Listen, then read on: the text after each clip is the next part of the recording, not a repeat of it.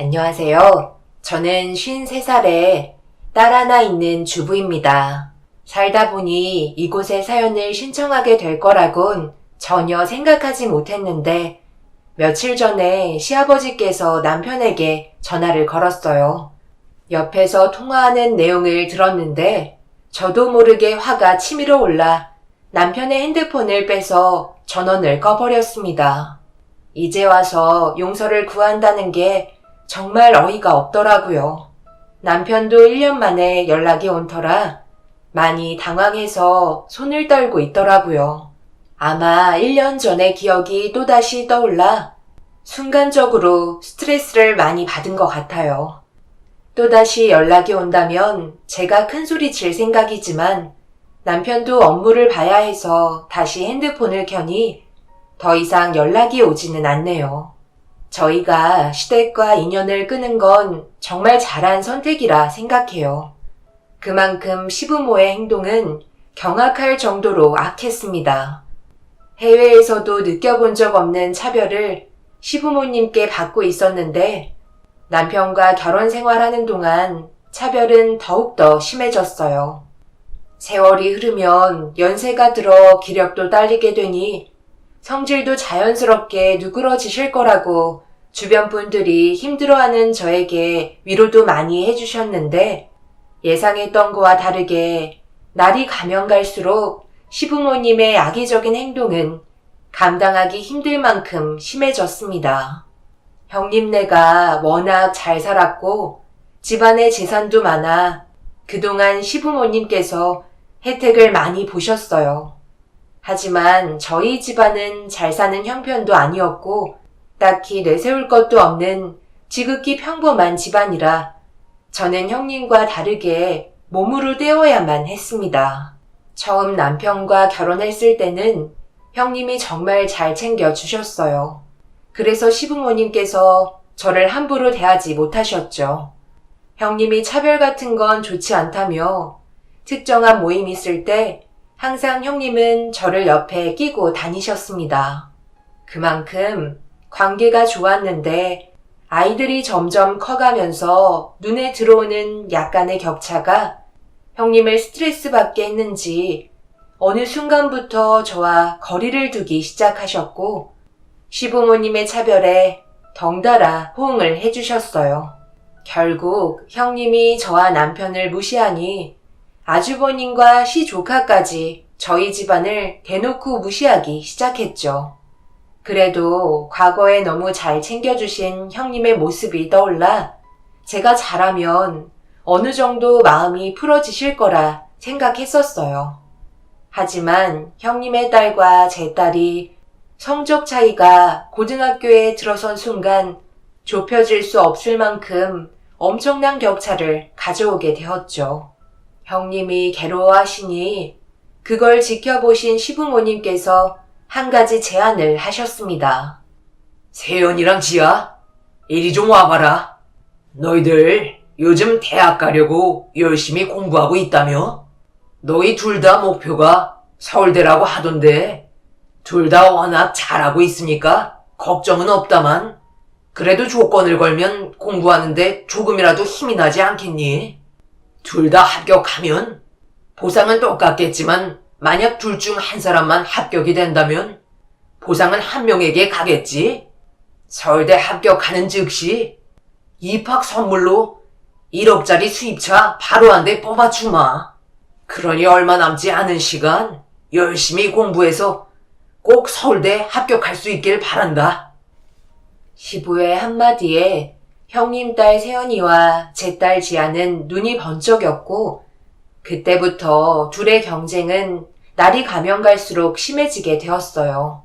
저희 집안에 1억짜리 차를 선물해 주신다 해도 유지할 수 있는 형편이 되지 않기 때문에 제 딸에게 무리하면서까지 안 해도 된다 했지만 지아는 시부모님께 인정을 받고 싶어 했어요.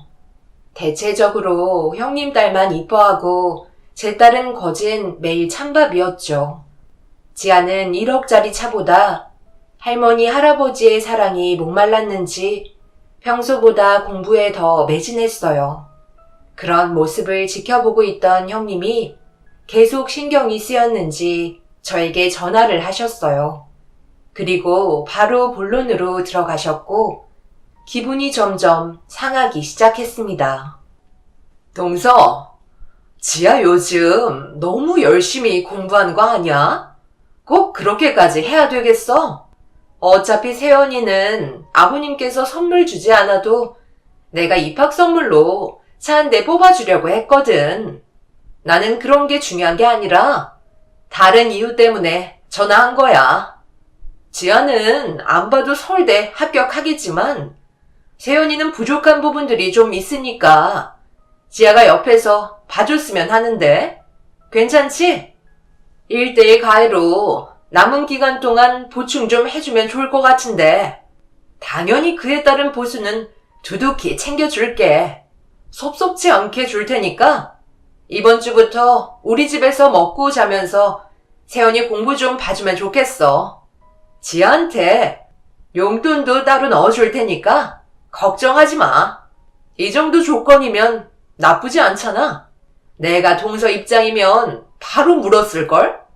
다른 좋은 과외 선생님들보다 지아가 아무래도 대학이 편하잖아. 서울대 합격만 하면 아버님께서 선물해 주시는 1억짜리 차보다 더 큰 걸 동서에게 줄게. 지금 사는 집 형편없잖아. 딸이 서울대 다니는데 괜찮은 집 하나 장만해야 되지 않겠어? 50평대 아파트 하나 건네줄 테니까 이번 기회에 내 집 마련하라고. 지금 셋이 살면서 25평이 뭐니? 우리 집 거실보다 작은데 거기서 살고 있는 게 얼마나 답답하겠어. 형님, 생각해 주시는 건 감사한데요. 그렇다고 지아를 형님 댁에 보내드릴 순 없어요. 지금 상당히 예민해져 있는 상태고 지아도 서울대 합격할 수 있을지 장담할 수 없거든요. 그런 거 받겠다고 이 중요한 시점에 지아 시간을 뺏을 순 없어요. 죄송합니다. 내가 이렇게 나올 줄 알았지. 동서한테 괜히 전화한 것 같다. 그냥 바로 지아한테 전화했어야 했는데. 알았어. 내가 직접 전화해서 설득할 거니까 동서는 아무것도 하지 말라고. 우리도 상당히 예민한 시점인데 감정 건들지 않았으면 좋겠어.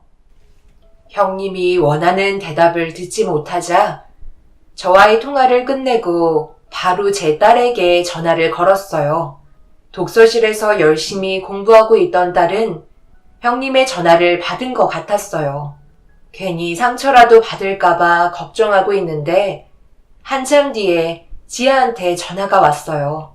예민한 상태라 분명 안 좋은 말이 나올 줄 알았는데 제가 생각했던 거와 다르게 침착한 목소리로 저와 대화를 이어나갔습니다.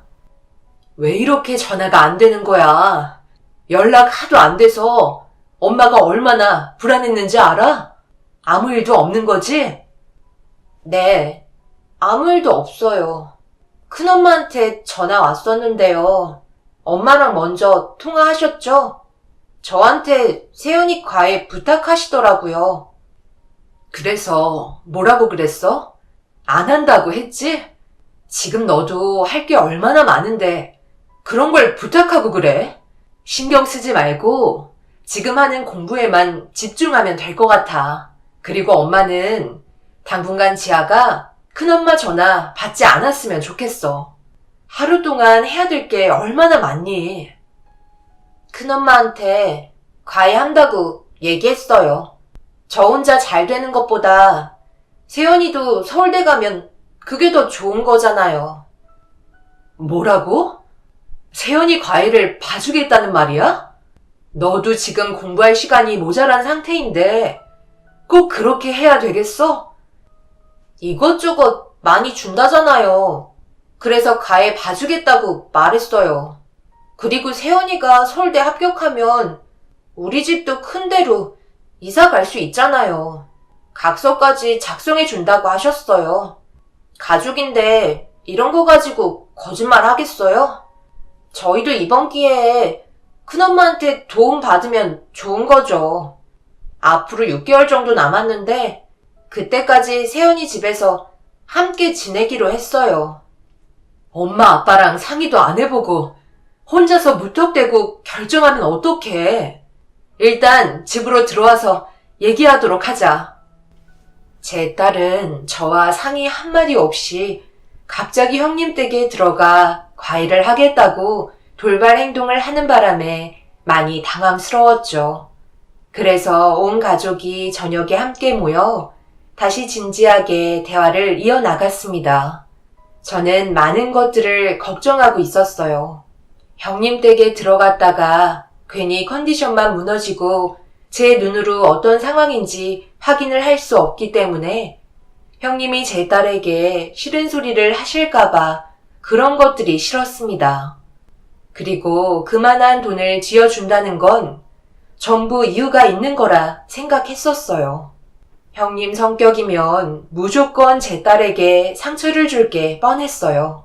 자칫하다가 그동안의 노력이 물거품이 되어버리고 서울대까지 떨어지면 저와 남편보다 지아가 받게 될 슬픔이 더 클 것 같아 너무 불안했습니다. 그래도 무조건 형님 댁에 들어가겠다는 딸의 반응에 남편과 저는 할 말을 잃어버렸네요. 결국 남편이 침착하게 모든 상황을 듣고 있다가 입을 열었습니다. 지아야, 그래도 큰아빠 집에 들어가는 건 아니라고 본다.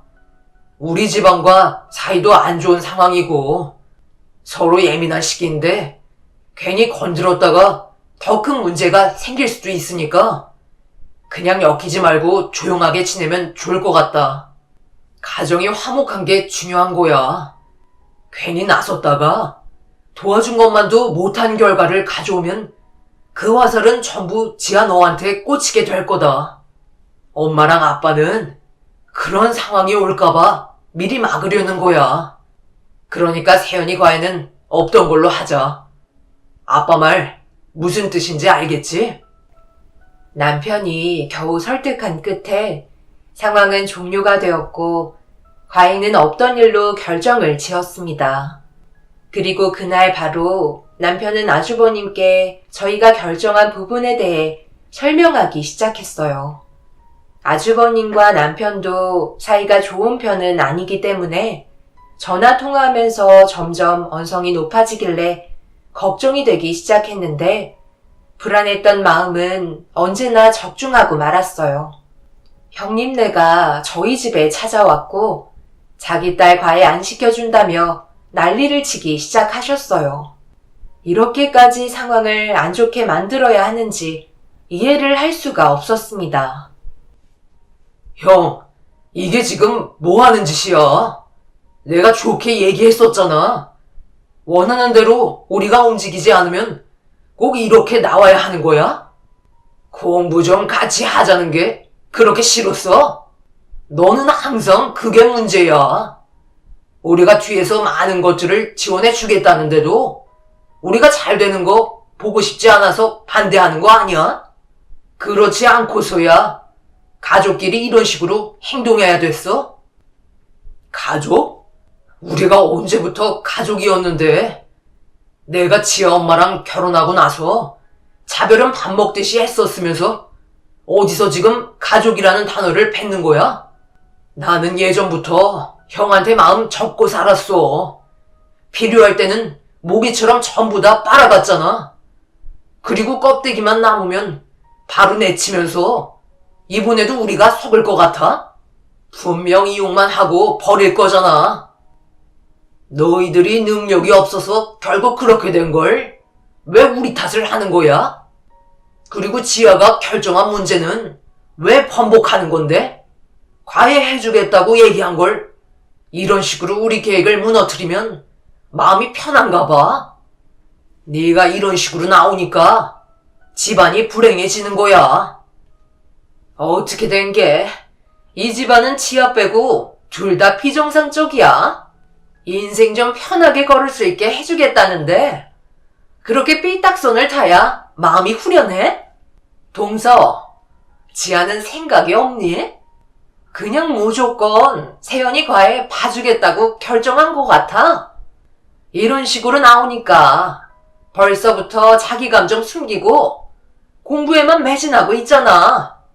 제발 한심한 행동 좀 그만하고 지아 의견 따라줬으면 좋겠는데? 아니요. 그건 형님 생각이시고요. 저희는 그렇게 하고 싶지 않아요. 지아는 집안이 어떻게 돌아가는지 모든 걸 충분히 이해를 하고 결정한 게 아니기 때문에 아까 전부 다 설명했어요. 그리고 괜히 세연이 도와줬다가 실수가 생겨서 본인 시험 망치면 그때는 어떡할 건데요? 그렇게 되면 또 다시 조용하게 발 빼고 형님 앞에 벌어진 상황 정리하겠죠. 그럼 결국 손해보는 건 저희 가족이 되는 거잖아요. 돈 많으신데 이런 식으로 감정 소모하지 마시고 그냥 유명한 과외 선생님들 불러서 공부하는 게 훨씬 더 많은 도움이 되겠네요. 저희는 충분한 의사 전달을 했으니 어느 정도 답변이 됐을 거라 생각되네요. 남편과 저는 갑자기 찾아온 형님과 아주버님을 침착하게 대응하면서 잘못된 선택을 바로 잡았습니다. 결국 저희들이 원하지 않았기 때문에 밀어붙이지 못했던 형님은 아주버님과 함께 집으로 돌아가셨어요. 그날 이후 2번 다시 연락이 오거나 하지 않았고 6개월의 시간이 지나는 동안 저희 딸은 최선을 다해 노력을 해왔어요. 그리고 그토록 기다리던 수능 시험 날에 저희 딸은 서울대를 목표로 최선을 다해 시험을 보게 되었고 저희가 간절하게 바라던 서울대 수시 모집 합격자 발표 날에 제 딸 이름을 조회한 순간 합격증 출력이라는 문구를 확인하게 되면서 저희 가족은 서로 부둥켜 안은 채 오열을 하고 말았습니다. 그동안 제일 고생 많았던 제 딸이 노력한 결실이었고 앞으로의 인생은 꽃길만 펼쳐지게 될 거란 생각에 너무 행복했었어요. 하지만 형님 딸 세원이는 많은 돈을 들여 가해를 받았음에도 결국 서울대는 떨어지고 말았습니다. 그렇게 온 가족이 시댁에 모여 그날만큼은 제 딸이 주인공이 되어서 시부모님께 축하를 받았고 시부는 웃으면서 한마디 하셨습니다. 지아가 서울대 합격한 건 정말 대단한 일이다. 그동안 고생 많았다. 간절하게 바라면 그 결과는 무조건 따라오게 되어 있다. 할아버지가 저번에 선물 주겠다고 얘기했었지. 그래서 성년 기념 선물로 준비했으니 감사하게 받았으면 좋겠구나. 일단 세연이도 그동안 노력 많이 해왔는데 아쉽게 떨어져서 죄송하지만 분명 좋은 결과는 따라올 거라 생각한다. 그래서 할아버지가 세연이 힘내라고 새 차 한 대 뽑았으니 이거 받고 기분 전환도 시킬 겸 드라이브 하면서 다음을 기약하도록 하자. 그리고 오늘의 주인공 지아도 선물 받아야지. 그동안 정말 고생 많았다. 지아 너한테는 좀 특별한 선물을 주고 싶었다. 생각해보니까 세상에서 제일 큰 선물을 이미 받았는데 뭐가 더 필요하겠어? 그래서 지금을 잊지 말라고 알뜰 교통카드 준비했으니 학교 갈 때 이걸로 사용하면 될 것 같다. 그래도 10만원 충전해 놨으니 유용하게 사용할 수 있을 거다. 서울대 합격했는데 더 큰 선물이 어디 있겠어? 그런데 세연이는 합격하지 못했으니 지금 얼마나 힘들겠냐. 그래서 위로차 세연이한테는 차 한 대 선물해 준 거니 이것 가지고 서운하게 생각하지 말거라. 오늘 이 자리가 지아 너를 위해 마련했는데 이 정도 선물이면 감사하게 생각해야지. 할아버지가 그래도 신경 써서 처음으로 주는 선물이니 잘 간직하거라. 아버님, 지금 뭐 하시는 거세요? 이건 저번에 약속했던 거랑 다르잖아요. 세연이는 서울대 붙지도 않았는데 위로차 외제차를 주고 합격한 지아에게는 10만원짜리 교통카드 주는 게 말이 된다고 생각하세요? 오늘 이 자리가 지아를 위해 만들어졌다고요? 제가 봤을 때는 전혀 그렇게 안 보이는데요. 그래도 오늘은 특별한 날이니까 지아한테 좋은 추억 남겨주실 줄 알았는데 정말 평생 기억에 남을 만큼 엄청난 차별을 안겨주셨네요. 아버님한테는 더 이상 기대조차 하지 않으려고요. 오늘 여기 오는 것 자체가 실수였네요. 2번 다시 찾아뵙지 않을 테니 연락하지 마세요. 오늘 일을 분명 후회할 날이 오실 거예요. 남편도 화가 머리끝까지 차올랐는지 지아가 들고 있는 교통카드를 뺏어서 시부의 몸쪽으로 던졌고 장례식장에도 발을 들이지 않겠다며 뒤도 안 돌아보고 저와 딸의 팔을 잡은 뒤 시댁에서 뛰쳐나왔습니다. 그런데 저희를 쫓아온 형님이 뒤에서 한마디 하셨고 결국 참다 못한 저는 형님에게 막말을 퍼붓고 말았습니다. 그러자 기분 나쁘셨는지 형님이 제 머리채를 잡으셨네요. 지혜아가 서울대 합격했다고 못난 오리가 백조 되겠어? 인연 끊겠다니까 한마디 하겠는데 아버님이 이렇게 나오실 거라고 전혀 생각하지 못했나 봐. 내가 미리 뒤에서 말씀드렸지. 가족끼리 가히 한번 도와주지 않고 혼자 서울대 합격하려 한다고 뒤에서 호박씨 좀 까니까 아버님께서 화가 많이 나셨어. 인생 그렇게 살면 안 돼. 얼마나 잘 먹고 잘 살겠다고 잘난 척한지 모르겠지만 그렇게 발버둥 쳐봤자 어차피 발끝도 못 따라오는 거 알지? 대학 다닐 등록금은 마련되어 있는지 모르겠네. 돈도 쥐뿔도 없는 것들이 꼴에 자존심은 있어가지고 이런 식으로 나오면 뭐가 달라질 줄 알아? 서울대 합격한 거 가지고 인생 역전하려 드네?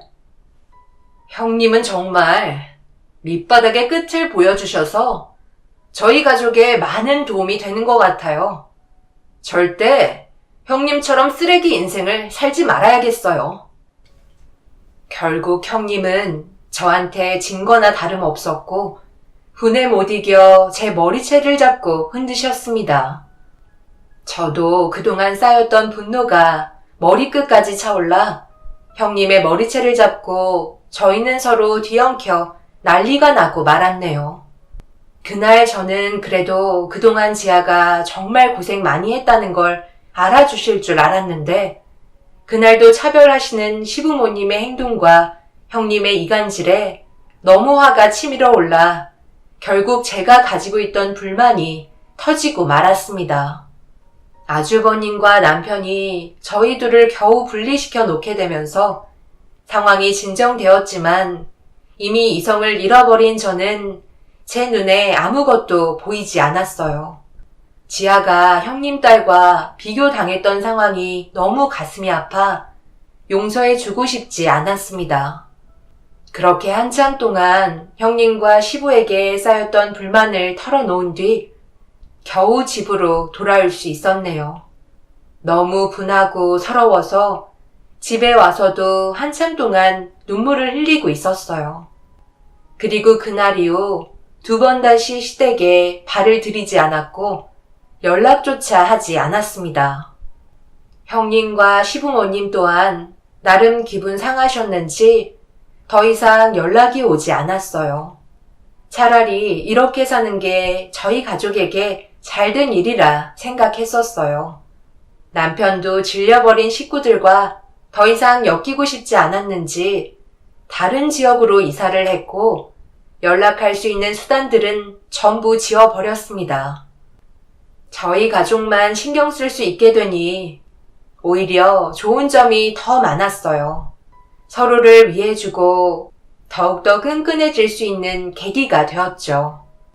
그렇게 아무 일 없이 잘 지내고 있던 어느 날 남편이 퇴근하고 무언가를 들고 왔어요. 돌돌 말려있는 종이였는데 저를 방 안으로 부르더니 말려있던 종이를 저에게 건네주며 확인해보라고 안색이 좋지 않은 얼굴 표정을 하고 있길래 천천히 종이를 펼치는 순간 엄청난 사실에 눈을 떼지 못했고 어떻게 된 거냐고 남편에게 물어보게 되었네요. 남편은 남들이 흔히 말하는 막노동 일을 하는데 어느 회사 사무실을 철거하기 위해 일을 하러 갔다가 사무실 안에 버려진 액자 하나를 주워들었고 뒤집어서 확인한 순간 경악할 만한 증거물이 담겨 있어 그때부터 그 사무실을 수색하게 되면서 추가적으로 여러 가지 증거물들을 수집할 수 있었습니다. 남편은 이 사실을 그냥 넘어갈 수 없을 것 같다며 모두가 함께 모이는 시기에 터뜨리는 게 좋을 것 같다고 계획을 하고 있었습니다. 남편은 곧 있을 설 명절날 시댁에 찾아가기로 결정하게 되었네요. 이 사실은 절대 용서를 하면 안 되는 증거물이었어요. 그래서 명절날 계획한 대로 시댁에 발을 들이게 되었네요. 저희가 찾아올 거라 생각하지 못했던 시부모님과 형님네가 저희를 보고 인상을 찌푸린 채 화를 내기 시작하셨어요. 남편은 그런 행동들에 전혀 신경 쓰지 않고 시부모님 앞으로 다가가 손에 쥐고 있던 습자지 한 장을 건네드렸습니다. 시부는 아무 생각 없이 말려있는 종이를 펼쳐본 순간 얼굴이 사색이 되셨고 그 자리에서 일어나 형님의 얼굴에 뺨을 수차례 올려붙이게 되었습니다. 그리고 남편은 시부에게 추가적인 사진 몇 장을 건네드렸고 결국 엄청난 충격을 받으신 시부는 그 자리에서 덜썩 주저앉아 버리시고 마셨네요. 형님은 영문도 모른 채 붉어진 뺨을 어루만지며 시부가 떨군 종이와 사진을 확인했습니다. 그리고 곧바로 그 자리에서 시부모님께 무릎을 꿇고 손이 발이 되도록 빌기 시작했어요. 그 안에는 형님과 몇 명의 남자가 허물이 없는 상태로 포즈를 취하고 있었어요. 아니, 이게 도대체 무슨 상황이야? 얘 큰애야, 네가 왜 이 많은 사람들과 함께 맨몸으로 포즈를 취하고 있는 거니? 이런 괴상망측한 모습을 왜 하고 있는 거냐고. 이 상태로 그림을 그린 거야? 아니 도대체 왜 이런 행동을 한 거니? 그리고 이 사진들은 전부 뭐야? 거기에다가 사진은 최근 날짜인데 이날은 애들 수능 볼 때 아니니? 어떻게 이런 말도 안 되는 짓을 할 수가 있는 거지? 얼마 전에 사무실 철거 의뢰가 들어와서 팀원들끼리 철거하고 있는데 바닥에 떨어져 있는 것들을 치우다가 확인하게 된 거였어요. 그냥 단순하게 넘어갈 문제는 아니죠. 포즈와 표정을 보면 너무 자연스럽잖아요? 거기에다가 애들 수능 시험 때 이런 행동을 저질렀다는 게 더 큰 충격이네요. 형은 이런 사실을 알고 있었어? 전혀 모르고 있었지? 사람은 겉모습만 보곤 절대 알 수 없는 거야. 내가 보기에는 형 만나기 전에도 꽤 알던 사이 같던데? 사진과 그림을 봐봐. 전혀 어색함이 없잖아? 이런 쓰레기 같은 여자를 끼고 살았다는 형이 참 한심스럽다. 무슨 변명이라도 해야 하는 거 아니에요? 그냥 술 먹고 분위기에 취하다 보니까 그 순간을 즐긴 것 뿐이라고요. 그렇다고 내가 가정에 소홀히 한 적은 전혀 없어요. 지금까지 최선을 다해 살아왔었는데 정작 스트레스 풀 데가 없더라고요. 그래서 단순하게 잠깐 즐기고 싶었던 것 뿐이에요. 별일 없었어. 그냥 술만 마셨다고. 나 말고도 다른 여자들도 많았는데 전부 다 술만 마시는 모임이라니까요. 정말이야. 거기에 화가가 있었는데 그분이 그려준 그림이에요. 그날 이후 우리 가족한테 죄짓는 행동인 것 같아 더 이상 참석하지 않았어요. 아버님, 어머님, 정말이에요. 믿어주세요. 제가 요 근래 세연이 대학 문제도 그렇고 동서와 사이도 안 좋아서 복합적인 스트레스 때문에 정신이 좀 오락가락 했었나 봐요. 두 번 다시 이런 일은 없을 거예요. 부탁드려요. 한 번만 용서해 주세요. 용서?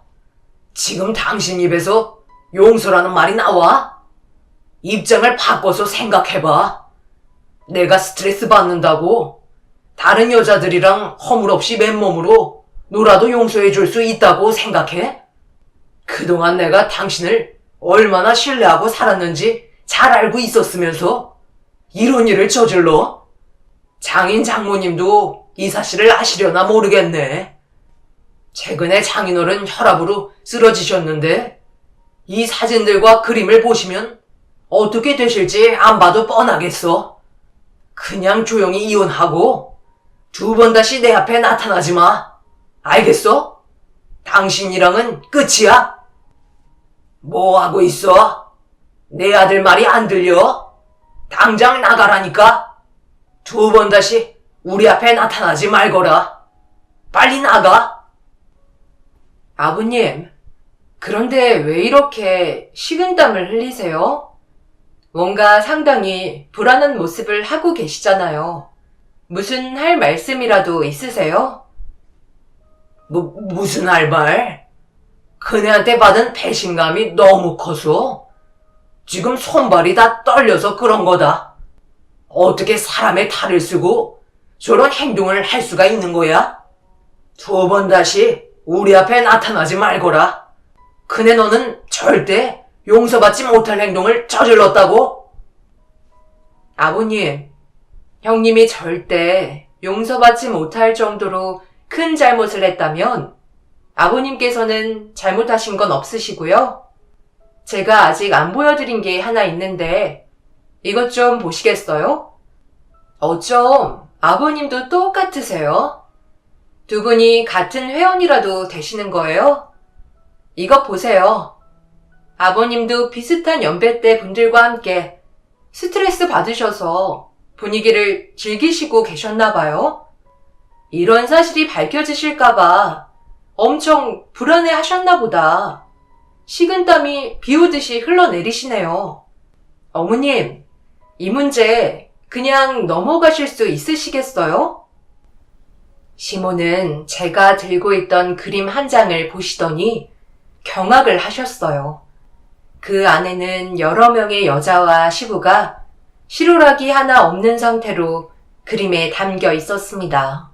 시부는 사진이 없었지만 그림은 확실하게 시부의 얼굴을 하고 계셨고 너무 똑같이 그린 얼굴이라 더 이상 부인하지 않으셨습니다.